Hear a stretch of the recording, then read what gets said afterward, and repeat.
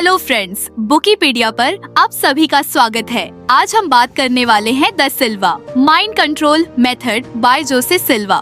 Book के बारे में रवीश एक आईटी कंपनी में जॉब करता था। नौकरी ठीक ठाक थी, सैलरी भी डिसेंट थी, लेकिन उसे हमेशा ऐसा लगता था कि वह अपनी फुल पोटेंशियल पर काम नहीं कर रहा। कभी कभी कोडिंग करते वक्त ऐसा लगता कि कुछ चीजें बस क्लिक हो जाती है, लेकिन बाकी समय वह ओवरथिंकिंग और डिस्ट्रैक्शंस में फंसा रहता।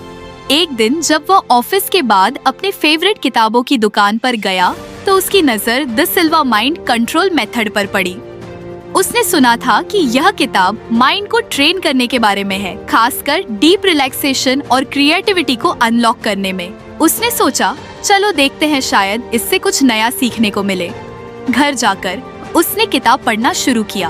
पहला ही लेसन था the power of alpha and theta brain waves में लिखा था कि दिमाग के यह दो स्टेट्स इंसान की इंटू क्रिएटिविटी और प्रॉब्लम सॉल्विंग एबिलिटी को बूस्ट कर सकते हैं, लेकिन इसके लिए जरूरी था कि पहले इन स्टेट्स तक पहुंचना सीखा जाए। रवीश को यह सब कुछ एब्स्ट्रैक्ट लगा, ब्रेन वेव्स को कंट्रोल करना सीरियसली। लेकिन फिर उसने सोचा, अगर इतना कुछ लिखा है तो कुछ ना कुछ तो होगा ही। अगले कुछ दिन वह किताब पढ़ता रहा। उसमें मेडिटेशन टेक्निक्स के बारे में बताया गया था, जिससे इंसान अल्फा और थीटा स्टेट्स में जा सकता था। उसने डिसाइड किया कि इसे प्रैक्टिस करेगा। पहली रात जब उसने ट्राई किया तो दिमाग में रैंडम थॉट्स आने लगे। कल की मीटिंग के लिए प्रेजेंटेशन रेडी करना है, अभी तक जिम नहीं गया। संगीत कंसिस्टेंसी इज की और mind is like a muscle, the more you train it the strong it gets. अगले दिन उसने फिर ट्राई किया। इस बार उसने डीप ब्रीदिंग पर फोकस किया, इनहेल एक्सेल। धीरे धीरे उसे लगा कि बॉडी रिलैक्स हो रही है, पर दिमाग अभी भी भटक रहा था। लेकिन वह हार मानने वालों में से नहीं था।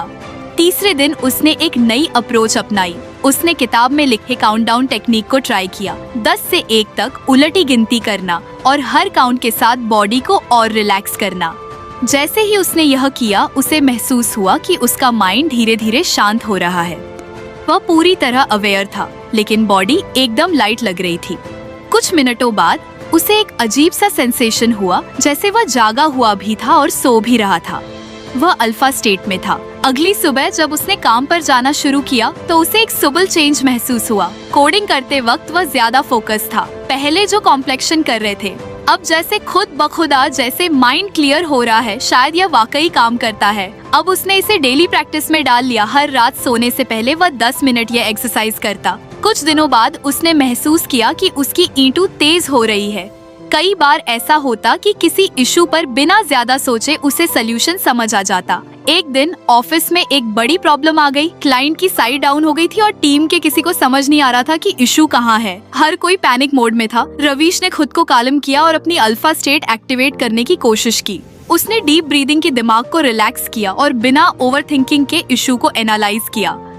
कुछ ही मिनटों में उसे समझ आ गया कि डेटाबेस में एक छोटे से कोड चेंज की वजह से बग आया था। उसने तुरंत सोल्यूशन अप्लाई किया और साइट वापस लाइव हो गई।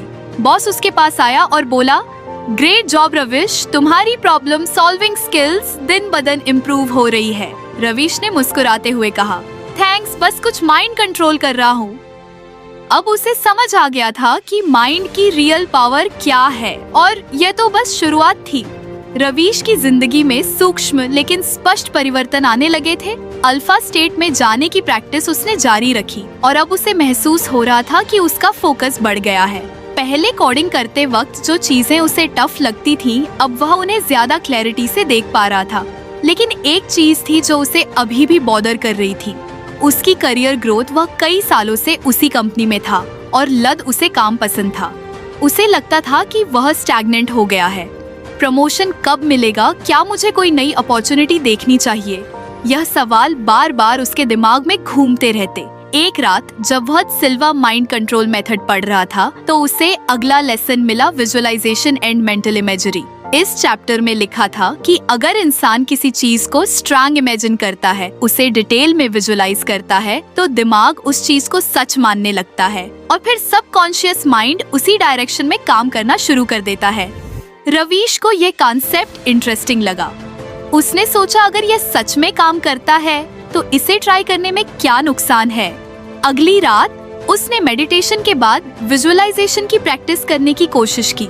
उसने इमेजिन किया कि वह अपने ऑफिस में है, उसके बॉस उसकी तारीफ कर रहे हैं और फिर उसे अनाउंस किया जाता है कि उसे प्रमोशन मिल रही है। उसने इस पूरे सीन को डिटेल में देखा, बॉस का चेहरा, उनके बोलने का तरीका, ऑफिस का माहौल, सब कुछ। लेकिन उसे एक प्रॉब्लम महसूस हुई, वह प्रॉपरली इमेजिन नहीं कर पा रहा था। इमेज धुंधली थी और बीच में उसका ध्यान भटक जाता था। वह फ्रस्ट्रेट हो गया, शायद ये मेरे बस की बात नहीं। उसने सोचा, अगर आपको हमारी फ्री समरी अच्छी लगती है तो आप हमारे चैनल को सब्सक्राइब कर सकते हैं, हमारी मेंबरशिप खरीद सकते हैं या हमें यूपीआई के थ्रू सपोर्ट कर सकते हैं। अब समरी पर वापस चलते हैं। लेकिन फिर उसे याद आया कि जब उसने अल्फा स्टेट सीखनी शुरू की थी तब भी उसे प्रॉब्लम आई थी। अगर वह रिलैक्सेशन सीख सकता है तो विजुअलाइजेशन भी सीख सकता है। अगले कुछ दिनों तक उसने प्रैक्टिस की। पहले उसने सिंपल चीजों से शुरू किया, एक